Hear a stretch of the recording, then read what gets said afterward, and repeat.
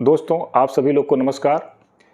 आज हम लोग चर्चा करेंगे कि सरकारी नौकरियों में या अलग अलग तरह की जो विभाग हैं उनमें नौकरियों का कैसे प्रावधान किया गया है और उसमें आरक्षण किस आधार पे लागू किया जाता है। इस समय बहुत ज़्यादा चर्चा का विषय बना हुआ है कि सरकारी नौकरियों में आरक्षण को सही से लागू नहीं किया जा रहा है या आरक्षण वर्ग जो है वह केवल अपने में ही सीमित रह गया है। उसे जो 50% कोटा था उसमें जाने का मौका नहीं मिलता है। इस पे भी चर्चा करेंगे। सरकारी नौकरियों में आरक्षण की व्यवस्था भारतीय संविधान के जो फंडामेंटल राइट है, जिसे आप लोग जानते हैं आर्टिकल 12 से लेकर के 35 के बीच में, वहाँ पर एक आर्टिकल है आर्टिकल 16। आर्टिकल 16 में स्पष्ट रूप से नौकरियों के बारे में आरक्षण की बात की जाती है और किस तरह से उसको लागू किया जाएगा उसकी भी चर्चा की गई है। और अलग अलग समय में अलग अलग सरकार के द्वारा उसे संशोधन करके भी नई नई चीज़ों को समाहित किया गया है और समय समय पर जो भी उसमें त्रुटियां दिखाई पड़ती हैं वह सुप्रीम कोर्ट अपने स्तर से उसे हल करने की कोशिश करता है। इस पे भी चर्चा करने की ज़रूरत है। जो आपका भारतीय संविधान का फंडामेंटल राइट है, जिसका आर्टिकल 16 है, जिसे कहते हैं 16, उसमें स्पष्ट रूप से लिखा गया है लोक नियोजन में अवसर की समानता की प्रत्याभूति प्रदान करना। यहाँ पे लोक नियोजन में अवसर की समानता की प्रत्याभूति की बात की गई है। लेकिन अगर आप आगे चलेंगे देखेंगे इसमें आर्टिकल 16 क्लाज 1 तथा क्लाज 2 में अवसर की समानता का सामान्य सिद्धांत का ही प्रयोग किया गया है। यहाँ पे इस तरह की बातें की गई हैं।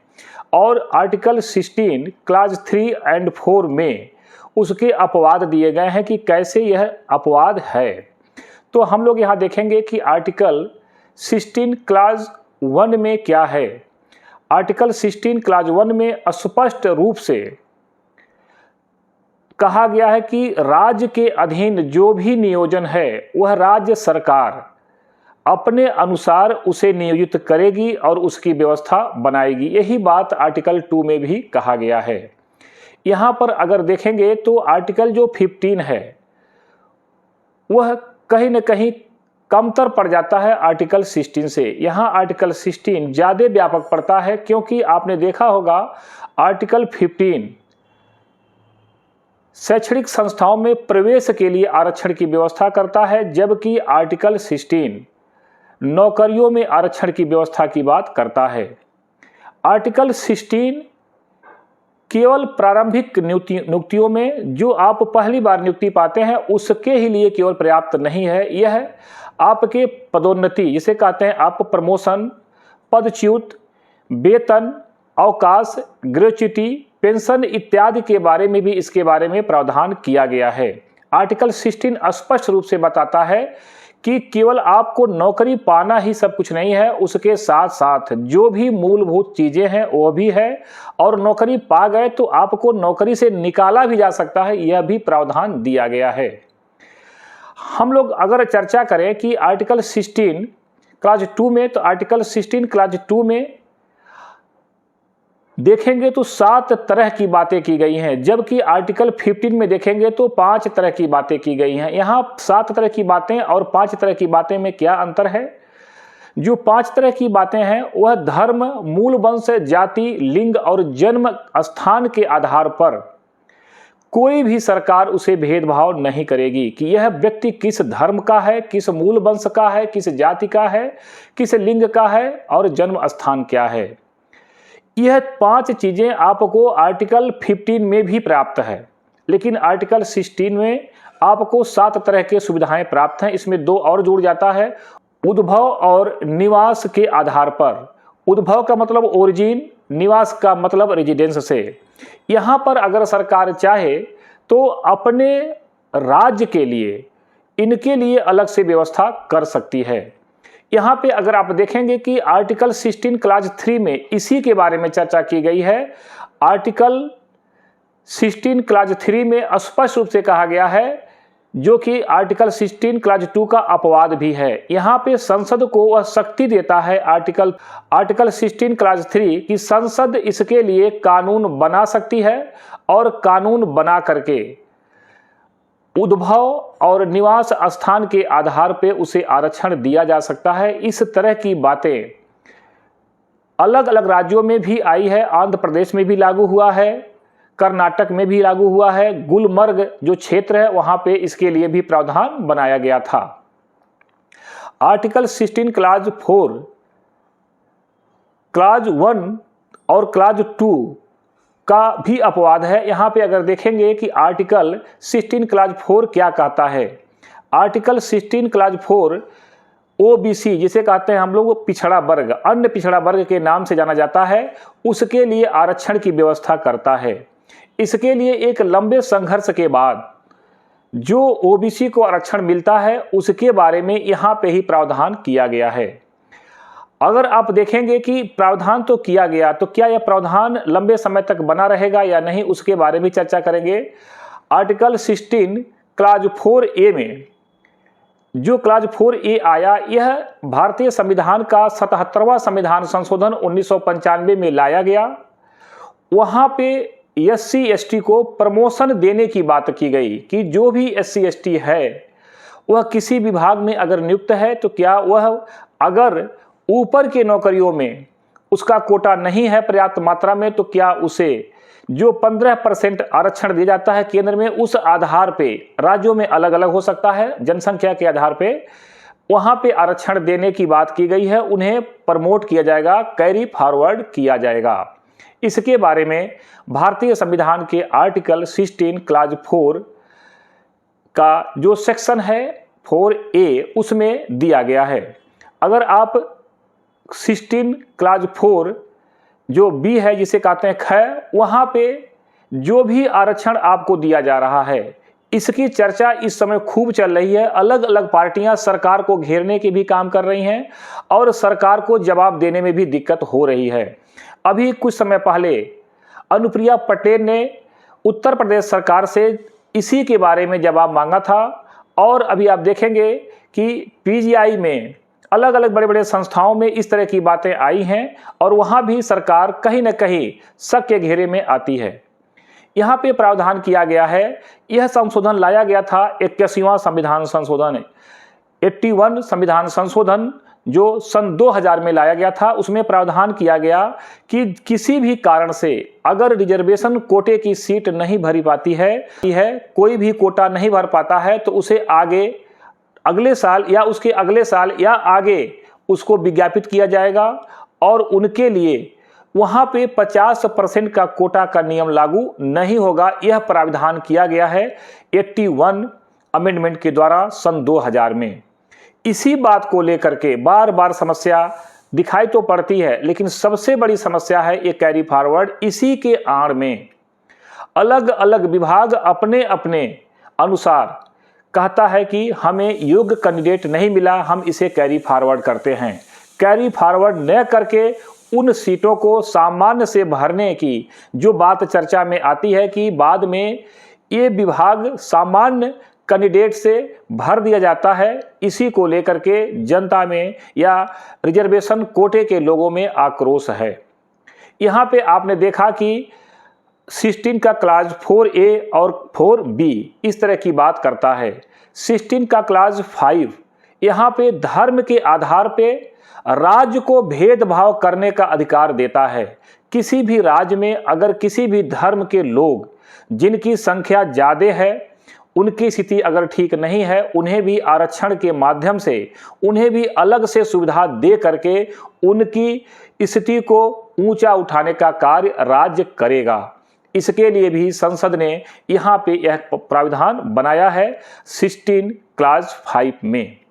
यहाँ पे धर्म के आधार पे राज्य को विभेद करने का अधिकार या कहे अनुमति देता है।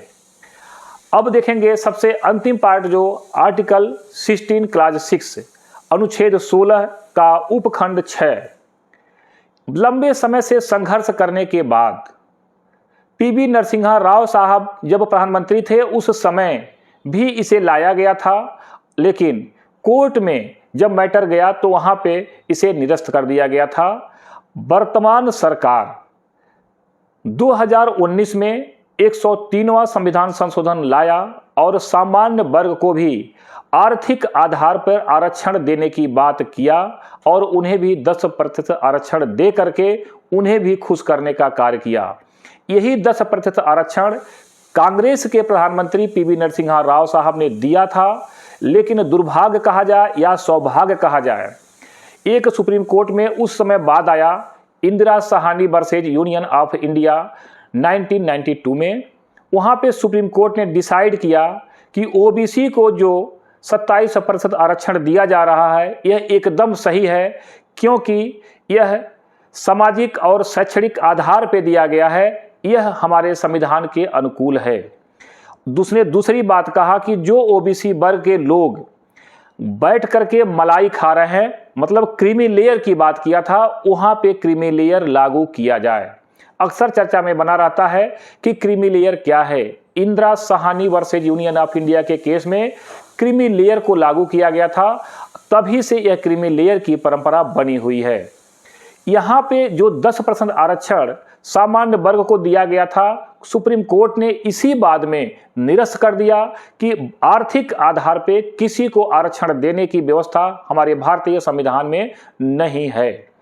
तो ध्यान देंगे, जब सरकार ने अमेंडमेंट लाया 2019 में, और किसके लिए, 103वें संविधान संशोधन के लिए, तब इन्हें आर्थिक आधार का एक क्लाज बनाया गया और उस आधार पर यहाँ पे संशोधन करके एक उपखंड जोड़ा गया, सब क्लाज जोड़ा गया, 16 क्लाज 6, यहाँ पे इन्हें आरक्षण दिया गया है। तो मित्रों, हम आपसे ये बताना चाहते थे कि ये जो आरक्षण का मुद्दा है बार बार चर्चा में बना रहता है। अभी 2 दिन पहले सुप्रीम कोर्ट ने डिसाइड किया है कि अब SC ST के केस में हम उप कैटेगरी बनाएंगे, सब कैटेगरी बनाएंगे, क्योंकि जो लोग मलाई काट रहे हैं उनको भी थोड़ी सी किनारा कसना पड़े और किया जाए, और जो लोग गरीब तबके के लोग हैं उनको अलग से आरक्षण दिया जाए। यह आरक्षण सभी वर्गों के लिए पहले से ही होना चाहिए था, क्योंकि आप जानते हैं बहुत सारे लोग दूसरी पीढ़ी भी उनकी UPSC के द्वारा नौकरी कर रहे हैं, जिसे कहा जाए IAS, IFS, IAS, IFS, IPS या SDM या स्टेट की अलग अलग नौकरियां या जुडिशरी की नौकरियां। उनकी दूसरी पीढ़ी भी आरक्षण के द्वारा बड़े बड़े पदों को सुशोभित कर रही हैं और आने वाली पीढ़ी उनकी पुनः आरक्षण का लाभ उठा रही हैं, क्योंकि यह संसाधनों से परिपूर्ण है, संसाधनों से पूरी तरह से रिच है, इसलिए इनको इस परीक्षा को पास करना आसान होता है। लेकिन जो दूर दराज अलग अलग क्षेत्रों में, ग्रामीण क्षेत्रों में, ग्रामीण परिवेश में पला बढ़ा और पढ़ा, सुविधा के अभाव में वह इनके सामने कहीं न कहीं पीछे रह जाता है और उस परीक्षा में वह इनसे कम्पीट नहीं कर पाता है। इसी को देखते हुए सुप्रीम कोर्ट अब जाकर के कहीं न कहीं 20 वर्ष बाद, यह कहानी शुरू हुई थी 2004 में। उस समय सुप्रीम कोर्ट ने कहा था हम उपखंड नहीं बांट सकते, ऐसा कोई संविधान में प्रावधान नहीं है। लेकिन वर्तमान सरकार ने 7 जजों की कॉन्स्टिट्यूशन बेंच बैठी, जिसमें भारत के मुख्य न्यायाधीश DY चंद्रचूड़ जी ने अध्यक्षता किया और 6-1 के फैसले से इसको सुनाया गया। अब सरकार के ऊपर है कि सरकार SC ST के आरक्षण में उपखंड बांटे, उप विभाजन करे, उनको आरक्षण का सब कैटेगरी बनाए। दोस्तों, आपको मैंने सभी वर्गों के आरक्षण के बारे में विस्तार से बताने का प्रयास किया। अगर आप लोगों को आरक्षण को लेकर के किसी भी क्लाज को या किसी भी आर्टिकल को लेकर के कहीं भी डाउट है या हो रहा हो, या और भी आपको अपडेट जानकारी चाहिए, तो आप कमेंट बॉक्स में लिखें। मैं निश्चित आपकी जिज्ञासा को शांत करने की कोशिश करूंगा किसी न किसी रूप में। दोस्तों, आप लोगों से आग्रह है कि आप लोग वीडियो को लाइक कर लें, सब्सक्राइब कर लें और अपने फ्रेंड सर्किल में शेयर करके उन्हें भी बताएं कि भारतीय संविधान आपको आरक्षण कहाँ देता है और कहाँ लिखा है। क्या आर्टिकल 16 ही देता है या इसके अलावा और कोई प्राविधान है? सामान्य वर्ग को किस आधार पे आरक्षण मिला और कब मिला, किसके द्वारा मिला, कौन सी सरकार थी और कहां पे लिखा गया है, कितना % दिया गया, क्या पहले भी दिया गया था, इसके बारे में भी वो जान सकेंगे और कहीं ना कहीं अपने ज्ञान का विस्तार कर सकेंगे। चलिए आज इतना ही, बहुत बहुत धन्यवाद।